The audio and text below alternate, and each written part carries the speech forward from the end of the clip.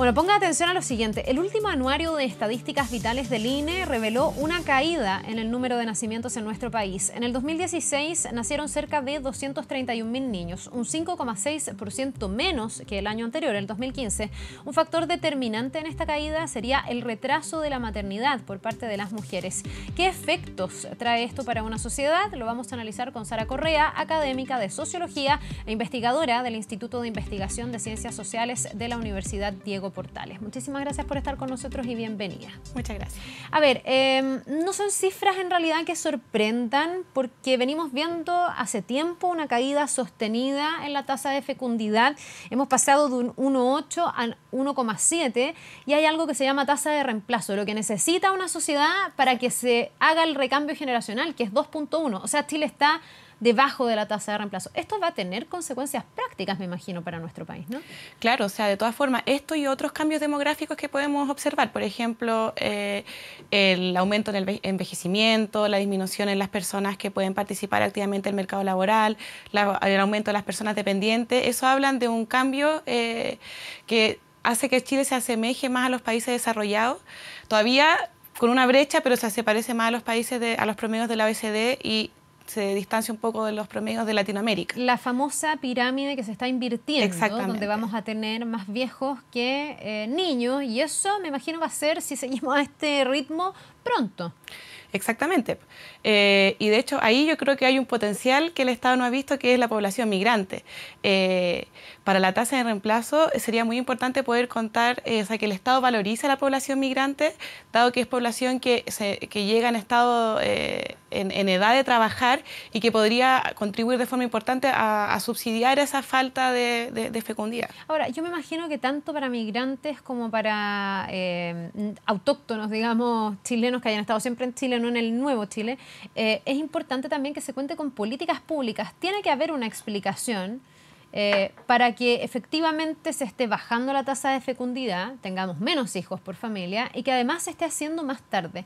¿Cuáles son como los factores que están incidiendo en que esto ocurra? Porque después ese migrante que llega hoy también va a tener que asumir las mismas políticas. Efectivamente. Y uno se pregunta además si recibimos a esos niños, si Chile está preparado para recibir a esos niños. O sea, Chile debería estar preparado para recibir a esos niños en primera instancia. Pero, bueno, respecto de la primera pregunta, yo creo que hay dos grandes factores. Uno, que es como la posibilidad que tienen las mujeres de diversificar sus proyectos de vida, ya no solamente ligados a la maternidad y la familia. Eso, por ejemplo, lo podemos ver en el aumento de los años de escolaridad de las mujeres, sobre todo en los tramos de educación superior. Y por otro lado está la parte más estructural, ¿cierto? Que tiene una pata, yo creo que cultural, es decir, que si bien ha habido un cambio en los roles de género, todavía los roles de género se mantienen sumamente permanentes en su visión tradicional, donde la mujer se realiza al ser madre. Por otro lado, existe este fenómeno que se ha nombrado como doble jornada, es decir, si bien la mujer ha aumentado su presencia en el mundo laboral, aún eso no se ha visto acompañado de una disminución de sus labores al interior del hogar. Y entonces esos son elementos que dificultan de forma importante la llegada de la maternidad, porque sobrecarga a la mujer y además eso coincide con que el periodo de mayor fertilidad es el periodo de mayor productividad económica profesional de las mujeres. Esto no es menor, en general el momento ideal para quedar embarazada suele coincidir hoy día con el momento en que la trayectoria de cualquier mujer que ha logrado ser profesional, por ejemplo, va en ascenso. Entonces hay muchas que ponen sobre la balanza si yo me quedo embarazada en este momento, podría terminar hipotecando mi futuro laboral. Y eso ha hecho que en el fondo muchas decidan postergar. Uno a veces conversa con médicos, con ginecólogos y te dicen, yo tengo ya muchas pacientes que llegan y por ir a hacer un MBA no sé dónde, congelan óvulos para de vuelta poder ser madre, porque si no sienten que cortan su trayectoria. Yo no sé cuánto el Estado se hace cargo de algo así, o si debiera hacerse cargo de algo así. Yo creo que el Estado debiera hacerse cargo de este tema, realizando políticas públicas que permitan la conciliación de familia y trabajo y, como te decía, políticas públicas que apunten también a un cambio cultural donde la mujer deje de ser la principal encargada del cuidado de la familia. Como hablábamos de, por ejemplo, guarderías universales para mujeres que no tienen trabajo o que los hombres que trabajan también puedan poner a sus hijos en las mismas salas cuna, que eso hoy día no ocurre.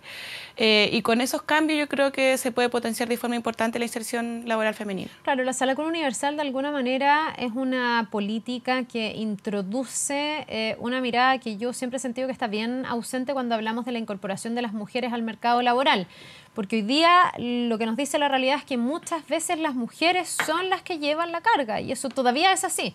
Las mujeres están al cuidado de los hijos, hay un montón de padres que no existen. De hecho, en estas cifras se da ese dato de los 231.000 nacimientos, hay 20.000 y tanto, el 8,7% de guaguitas que no son reconocidas por sus padres, o sea, el papá no existe. Por tanto, la mujer sigue teniendo una carga y muchas veces se habla de la incorporación de la mujer al mercado laboral y yo cada vez que escucho eso me pregunto, bueno, pero si esas mujeres son madres, ¿qué pasa con los hijos? ¿Dónde está la dimensión de la familia o de cuidar a esos pequeños? Claro, o sea, lo que tú mencionas es bien importante. Además, ese dato muestra que tiene mayor presencia la ausencia de los padres en los sectores más vulnerables, sí. Socioeconómicamente y también en los tramos más jóvenes de edad de la madre. Sí, porque donde más se da esto de niños no reconocidos por sus padres entre 20 y 24 años. Entre 20 y 24. Y cuando uno lo baja a la edad entre 10 y 14 es abismante. No.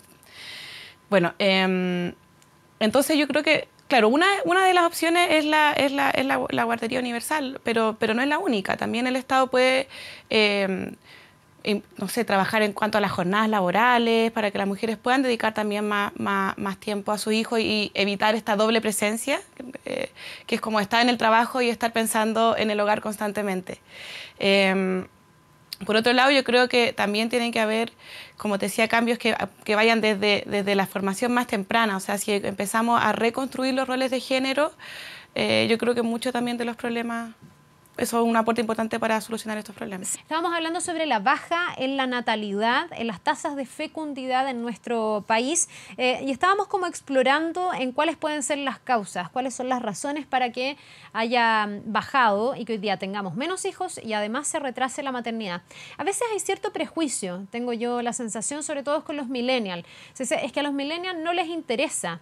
Ellos quieren viajar por el mundo, ellos quieren gastar su plata en otras cosas. La verdad es que a veces uno conversa con jóvenes y te dicen, hoy percibimos un modelo que pone trabas para ser papá, para que nuestros hijos estén bien cuidados y lo podamos conciliar con el estilo de vida que cualquier persona quisiera. Más tiempo libre, viajes, diversión. Es un problema económico también, el que con este modelo donde la gente tiene que trabajar muchas horas, en Chile se trabaja muchas horas, ¿se puede conciliar poco la vida familiar con la vida del trabajo? De todas formas, es un problema. Las jornadas en Chile son sumamente largas y además también hay una parte de la jornada que mucha gente termina haciéndola cumpliéndola en la casa y que no es remunerada. Eso de todas formas va a afectar la capacidad o las ganas que tengan las familias de tener hijos, pero también lo que ha ocurrido específicamente respecto a las mujeres es que se ha diversificado los proyectos de vida a los cuales ellas pueden acceder. Entonces, si bien antes era como si ser mamá te hace mujer, hoy en día no, te hace mujer también, como tú decías, viajar, seguir estudiando, desarrollarte profesionalmente. Lo reflejan las encuestas. Antiguamente, cuando se le preguntaba a las mujeres qué las realizaba en la vida, mayoritariamente decían ser mamá. Hoy día mayoritariamente dicen tener la libertad de decidir lo que yo quiera. Eso eventualmente puede ser mamá. Pero no necesariamente es eso. Yo me dediqué a leer como reacciones a esta noticia y mucha gente apuntaba al factor económico. Muchos decían es que es mejor tener un hijo en más o menos buenas condiciones que tener muchos hijos en un país donde muchas veces tienes que pagar por educación, tienes que pagar por salud, donde no hay como una calidad de vida tan garantizada. Efectivamente, y el costo de la vida en Chile particularmente ha subido de forma importante. Y eso acompañado con las condiciones laborales y estructurales de las mujeres. Pues todavía, de acuerdo a la encuesta CACEN del 2017, las mujeres ganan en promedio 30% menos que los hombres.